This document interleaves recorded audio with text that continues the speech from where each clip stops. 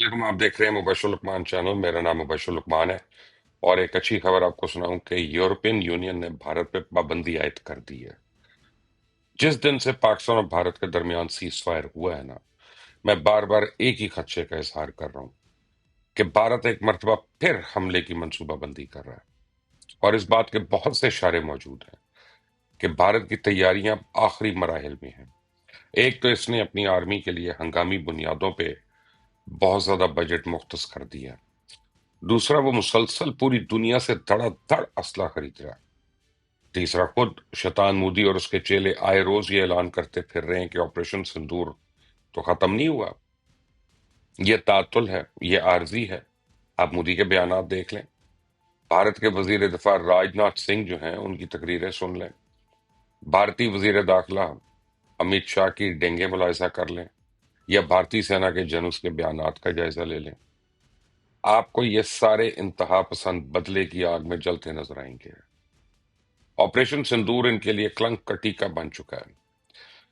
اپنی ذلت آمیز شکست کی وجہ سے آج وہ پوری دنیا میں رسوا ہو رہی ہیں۔ جیسا کہ آپ جانتے ہیں نا، مقبوضہ کشمیر کے علاقے پہلگام میں ان دنوں امرناتھ یاترا ہو رہی ہے۔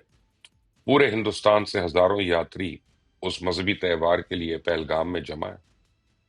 یاتریوں کے تحفظ کے لیے بھارتی سینا نے علاقے میں 60,000 اضافی فوج بھی تعینات کر رکھی ہے، اور مجھے خدشہ تھا کہ چانکیا کی یہ چیلے اس مذہبی تہوار پہ مقبوضہ کشمیر میں کوئی گڑبڑ کر سکتے ہیں، لیکن آج ڈارک ویب پہ را کا ایک ایسا خفیہ ڈاکیومنٹ لیک ہوا ہے جس نے میرے اس شک کو یقین میں بدل دیا کہ بھارت پہلگام میں ایک اور فالس فلیگ آپریشن کی مکمل تیاری کر چکا ہے۔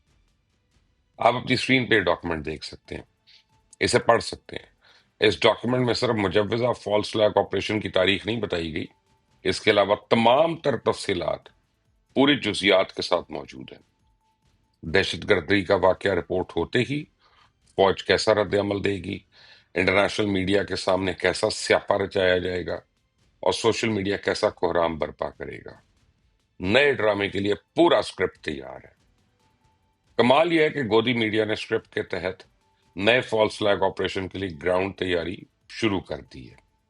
آپ انڈین ٹیلی ویژن چینلز کی نشریات مانیٹر کریں، آپ کو روزانہ ایسی خبریں دیکھنے کو ملیں گی کہ مقبوضہ جموں اور کشمیر میں فلاں مقام پہ دہشت گردوں کی موجودگی کی اطلاع ملی ہے، جس کے بعد علاقے میں سرچ آپریشن شروع ہو گیا ہے۔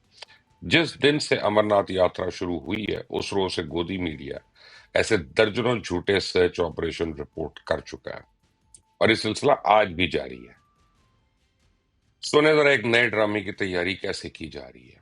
This is the input that the security agencies have got. What we are picking up from the top officials in the defense sources that there are 40 to 50 Pakistani terrorists that are active in the hinterland in the Jammu region. میں آپ کو بتاؤں کہ بھارت کیوں ہمارے ہاتھوں دوبارہ ذلیل ہونا چاہتا ہے۔ اصل میں بھارتی آرمی کے پاس اپنی شکست کا کوئی جواز نہیں موجود۔ حقیقت یہ ہے کہ مودی سرکار کے لیے اندرونی سیاسی بحران اس قدر شدید ہو چکا ہے کہ اسے نجات کی کوئی راہ نہیں مل رہی ہے۔ اس کے پاس جنگ کا سوا کوئی چارہ نہیں بچا۔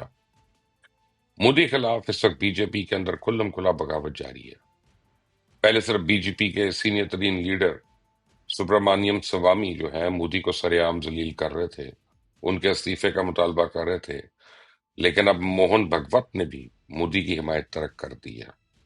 اب چند روز پہلے موہن بھگوت نے مودی سے کہا آپ 76 سال کے ہو رہے ہیں، لہذا ستمبر تک آپ کو استعفیٰ دے دینا چاہیے۔ یہ ہے مودی کی اپنی جماعت میں اوقات۔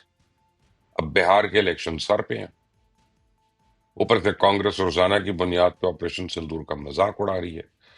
اب تو اس نے آپریشن سندور پہ پارلیمنٹ میں بحث کا مطالبہ بھی کر دیا۔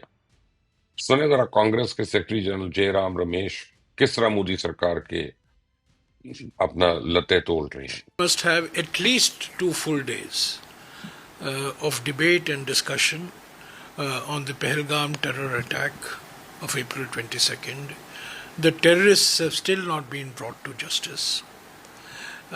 There have been very significant revelations about Operation Sindoor.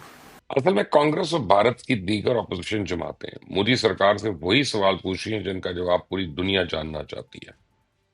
دنیا پوچھتی ہے کہ پہلگام واقعے کی تحقیقات کا کیا بنا، کون تھے وہ دہشت گرد، کہاں سے آئے، کدھر چلے گئے، پاکستان نے تمہارے کتنے طیارے گرائے، پاکستان پر حملہ کیا تو پھر سیز فائر کیوں کیا؟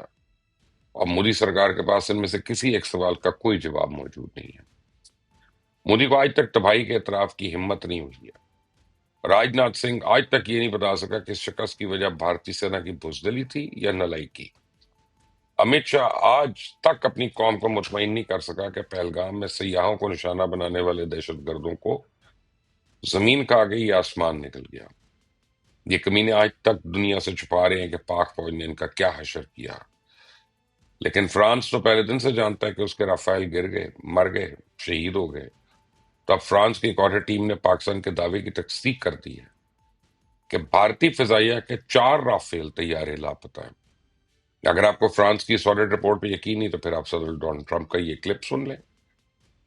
وہ تو پہلے بھی بار بار سیز فائر کرانے کا دعویٰ کر رہے تھے، لیکن اب انہوں نے اعلان کر دیا کہ پاکستان نے انڈیا کے 5 طیارے مار کرائے تھے۔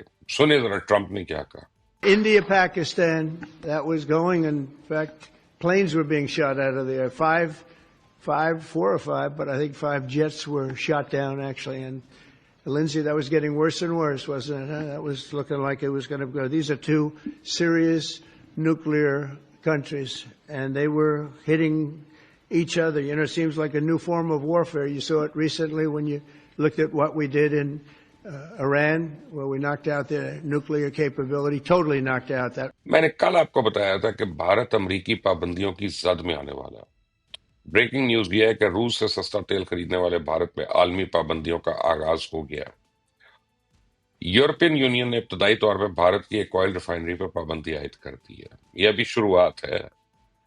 اگر بھارت نے سستے کے چکر میں روس سے تیل کی خریداری بند نہ کی تو پھر امریکہ بھی بھارت پہ پابندی عائد کرے گا، اور میں دعوے سے کہتا ہوں اگر امریکہ نے بھارت پہ پابندیاں لگا دی ان کو دن میں تارے نظر آ جائیں گے۔